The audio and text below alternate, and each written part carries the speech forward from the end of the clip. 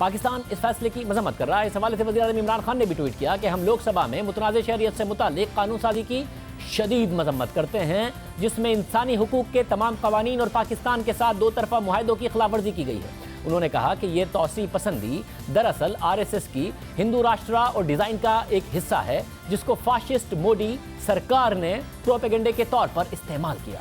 سب سے سخت رد عمل امریکہ سے سامنے آیا۔ امریکی کمیشن برائے عالمی مذہبی آزادی نے اس بل پر تشویش کا اظہار کیا ہے اور کہا ہے کہ بھارتی شہریت بل غلط سمت میں خطرناک قدم ہے۔ متنازع بل مذہب کو بھارتی شہریت کا امتحان بنا سکتا ہے۔ خدشہ ہے بھارتی شہریت کا بل لاکھوں مسلمانوں کو شہریت سے محروم کر دے گا۔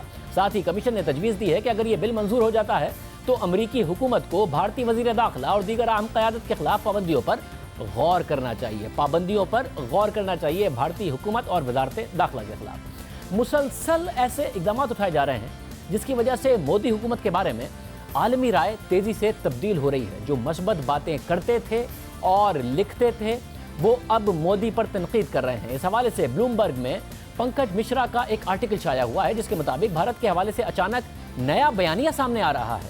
اس سے پہلے بھارت کو ایک عظیم جمہوریت کے ساتھ ساتھ ابھرتی ہوئی معاشی طاقت کے طور پر دیکھا جاتا تھا۔ اسے چین کے خلاف مغرب کا اہم شراکت دار سمجھا جاتا تھا۔ خود 2015 میں امریکی صدر نے نریندر مودی کو ریفارمر ان چیف کہا تھا جو بھارت کو آگے لے جا سکتے ہیں۔ یہ براک اوباما نے کہا تھا، مگر اب جو بیانیہ سامنے آ رہا ہے اس ملک کی سیاست اور سول سوسائٹی کو ہندو انتہا پسندوں نے یرغمال بنایا ہوا ہے۔ پنکج مشرا کے مطابق بھارت کی معیشت بھی سست روی کا شکار ہو رہی ہے۔ اس آرٹیکل کے مطابق اس ہفتے امریکی میگزین نیو یارکر میں شائع ہونے والی رپورٹ سے پتہ چلتا ہے کہ بھارت پر نظریاتی جنونیوں کی حکومت ہے جو اپنا مقصد حاصل کرنے کے لیے کچھ بھی کر سکتے ہیں۔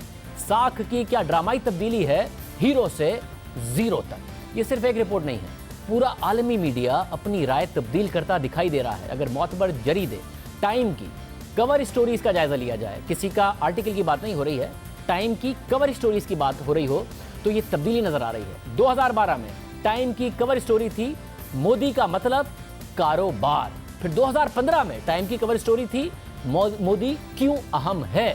اس کے بعد اب 2019 میں ٹائم کی کور اسٹوری ہے مودی بھارت کا ڈیوائیڈر ان چیف ہے، یعنی بھارت کو تقسیم کرنے کا چیف نریندر مودی ہے۔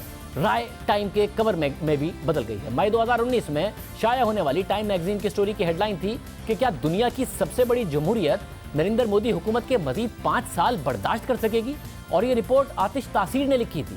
تفصیلی رپورٹ میں بتایا گیا تھا کہ کس طرح 2014 میں نریندر مودی کے اقتدار میں آنے کے بعد بھارتی کلچر، بھارتی معاشرت اور معیشت میں تبدیلیاں آئیں، اور ان تبدیلیوں کا جائزہ لینے کے بعد سوال اٹھایا گیا کہ کیا دنیا کی سب سے بڑی جمہوریت بھارت یہ برداشت کر سکتی ہے؟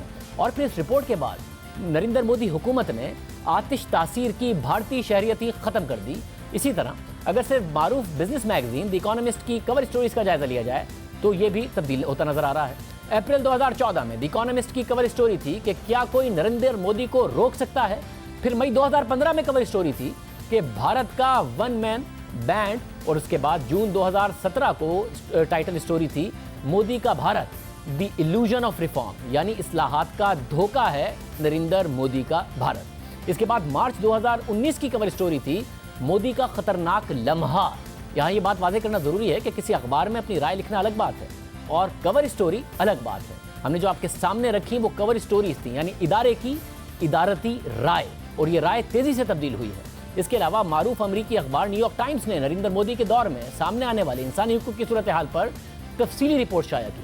11 نومبر کو نیو یارک ٹائمز میں ایک آرٹیکل شائع ہوا جس کا عنوان تھا کہ بھارت میں تبدیلی مکمل ہونے کے قریب ہے۔ اس آرٹیکل میں نریندر مودی کی پالیسیز کو تنقید کا نشانہ بنایا گیا۔ اس کے علاوہ نیو یارک ٹائمز میں کشمیر کے حوالے سے کئی رپورٹ شائع ہوئیں اور انہیں خصوصی کوریج دی گئی۔ یہ تھی چند اخبارات کی رائے۔